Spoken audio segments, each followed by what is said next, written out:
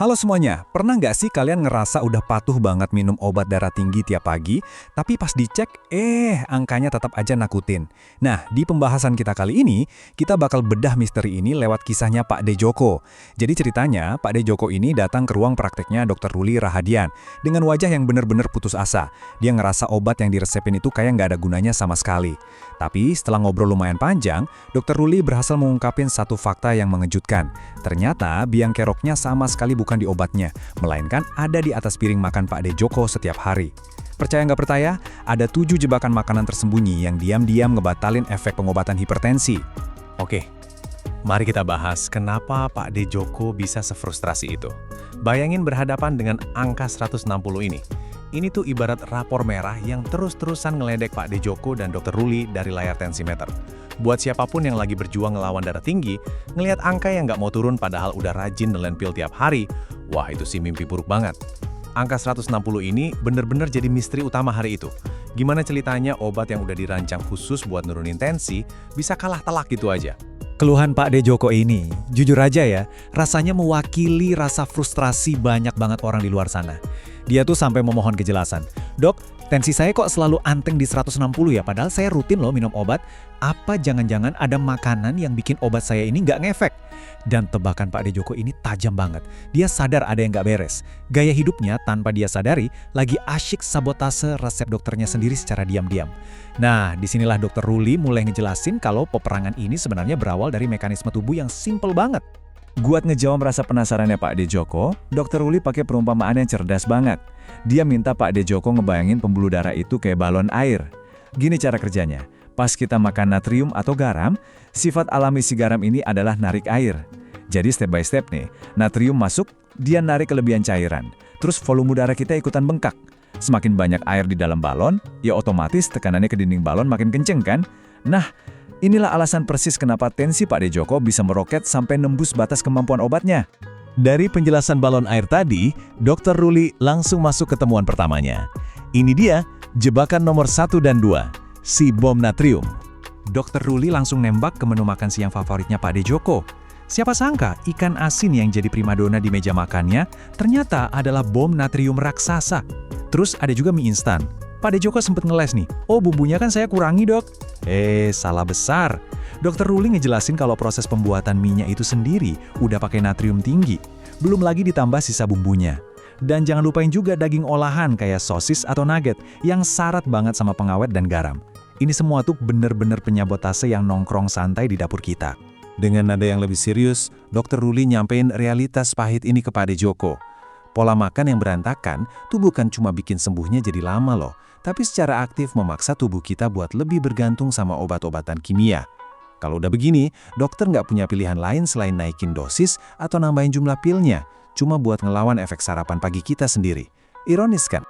Beres bahas urusan garam, Dr. Ruli lanjut bongkar jebakan ketiga, yaitu jebakan lemak dan lemak trans. Selama ini Pak De Joko ngerasa santai aja karena dia udah ngehindarin daging kambing.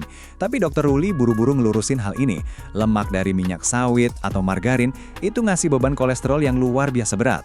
Kalau natrium tadi kerjanya nambahin volume air di balon pembuluh darah, nah si lemak ini malah nyumbat salurannya. Kebayang dong, jantung jadi harus kerja rodi.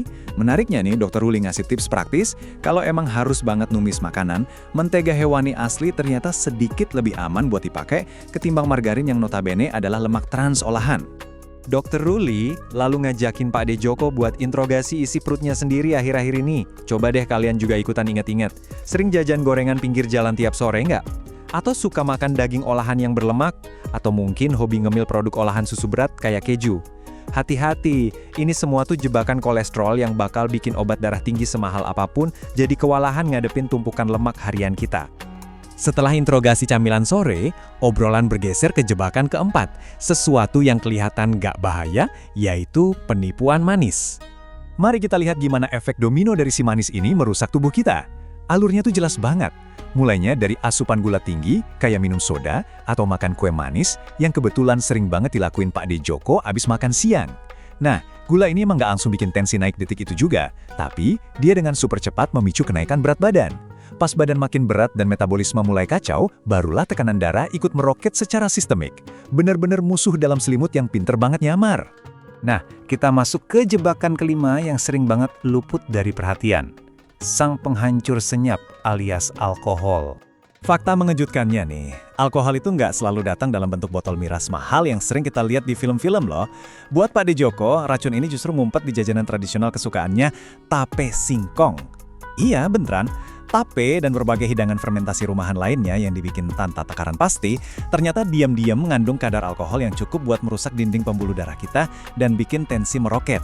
Waduh, saya baru aja makan tape, Dok. Gitu kira-kira jeritan kaget Pak De Joko di ruang praktek.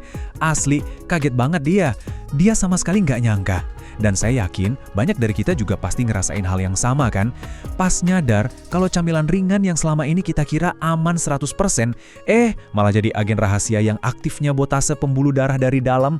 Belum kelar rasa kagetnya soal tape, Dr. Ruli udah masuk ke jebakan ke-6, yaitu pemicu energi alias si kafein.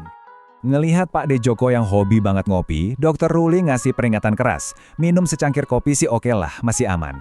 Tapi kalau udah masuk rutinitas 5-6 cangkir kopi atau teh tiap hari, apalagi kalau ditambah minuman energi kemasan, wah itu sih ngundang bencana. Tetesan kafein yang masuk terus-terusan ini bikin jantung disuruh lari maraton tanpa henti. Pembuluh darah dan jantung jadi nggak punya waktu buat istirahat. Jadi bayangin aja, pil darah tinggi Pak De Joko lagi dipaksa berantem ngelawan stimulan sekuat itu seharian penuh. Dan akhirnya, sampailah kita di rajanya jebakan. Jebakan ke-7, kombinasi terburuk, makanan cepat saji. Fast food atau makanan cepat saji. Burger, pizza, ayam goreng tepung crispy. Dr. Ruli nekenin banget kalau ini tuh bukan sekedar makanan biasa. Ini tuh badai yang sempurna. Coba bayangin, cuma dalam satu gigitan aja, Pak De Joko masukin natrium tinggi yang bikin pembuluh darah bengkak, ditambah lemak jenuh yang nyumbat arteri, plus kalori ekstrim yang hancurin metabolisme. Ini benar-benar kombo musuh utama yang sanggup menetralisir fungsi obat antihipertensi paling mahal sekalipun. Tapi tenang, dari semua daftar seram tadi, sesi konsultasi ini ditutup dengan senyuman dan harapan dari Dr. Ruli. Pesannya tuh ngena banget. Obat tekanan darah emang penting buat sekarang, tapi kunci penyembuhan yang sebenarnya tuh ada di tangan Pak De Joko sendiri. Dengan disiplin ngejauhin ke-7 jebakan makanan tadi, tekanan darah perlahan bisa turun alami. Bahkan, sampai di titik di mana dokter mungkin bakal nyetop obatnya. Intinya, Pak De Joko dan kita semua itu punya kendali penuh atas kesehatan kita sendiri. Pada akhirnya, Pak De Joko keluar dari ruangan Dr. Ruli dengan satu tekad bulat buat ngerombak total gaya hidupnya. Nah, pertanyaannya sekarang, gimana dengan kalian? Apakah kalian siap menukar segenggam pil darah tinggi itu dengan isi piring yang jauh lebih sehat mulai hari ini? Rahasianya udah terbongkar, ilmunya udah kalian pegang, sekarang waktunya ambil tindakan nyata di meja makan kalian sendiri. Terima kasih banyak udah ngikutin bedah materi kita kali ini, jaga terus kesehatan kalian, dan mari terus belajar untuk hidup yang lebih baik. Sampai jumpa!